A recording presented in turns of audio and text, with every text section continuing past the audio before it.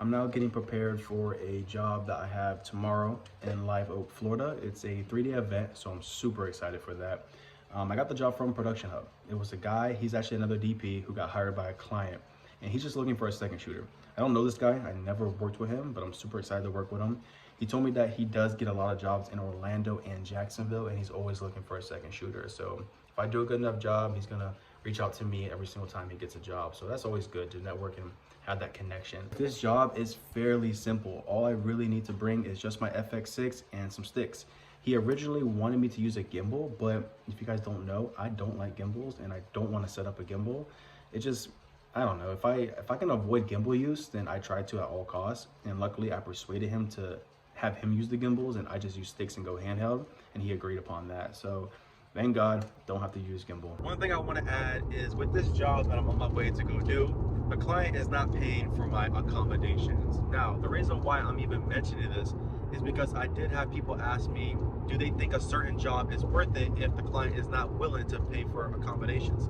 And I say yes and no at the same time. It really just depends on the circumstances and the criteria.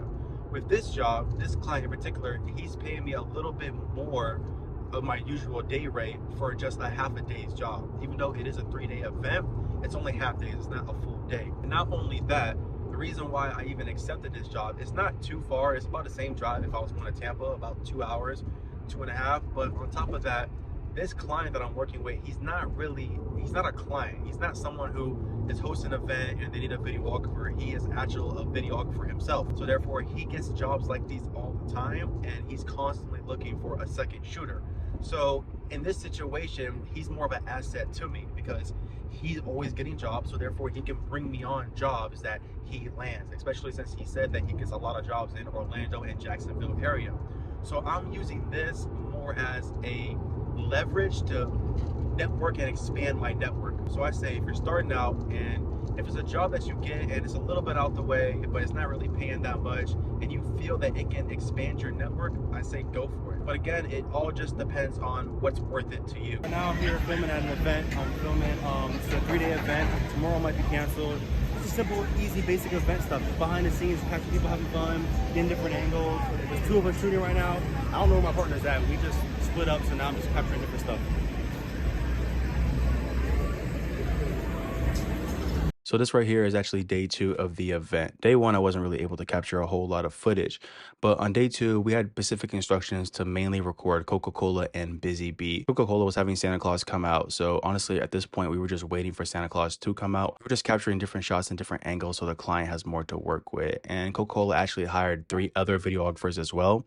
So it was me and my partner, and there was another videographer there. So they had 3 different perspectives. So for the most part, capturing footage was fairly simple. It's typical event work. It's nothing too complex. As you can see right here, I'm just getting shots of the guy at the booth. He's just handing out free Coca-Cola products, shaking hands, smiling with people. It's just simple stuff. Now this right here is actually the Busy Bee section. I just finished shooting for Coca-Cola, so I had to walk over and go capture footage for Busy Bee.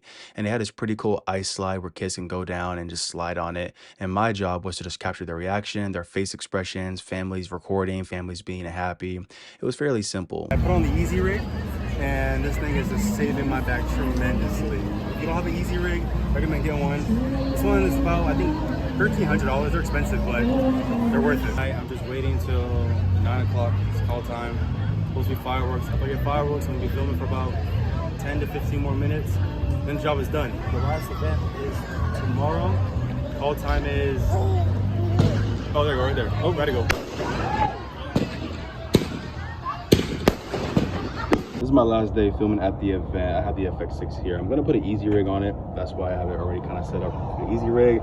I enjoyed the easy rig yesterday, so it made my life so much easier and it saved my back. So I think I'm gonna run that again today. I'm thinking about putting this matte box on. This is a small rig, I think. Look at small rig.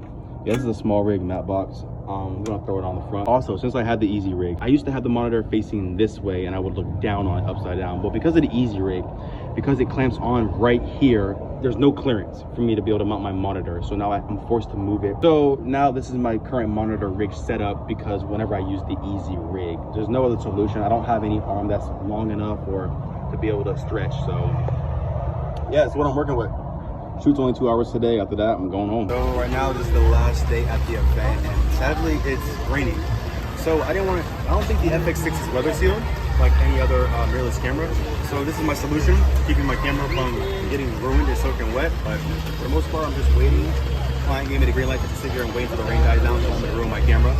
So we're just, I guess, gonna wait. So I'm at the hardware store. I need you guys' help.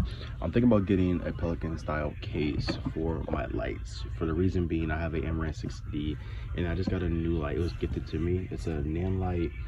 I don't remember exactly what it is. It's the FS series, so it doesn't come with a case.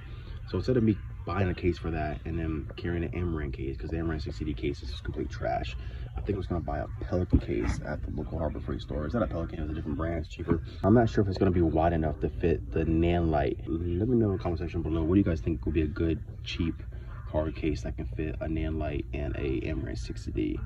I know the Amaran 60D will fit perfectly fine in here, but I'm just not sure about the Nan light, so that's what I'm torn between right now currently.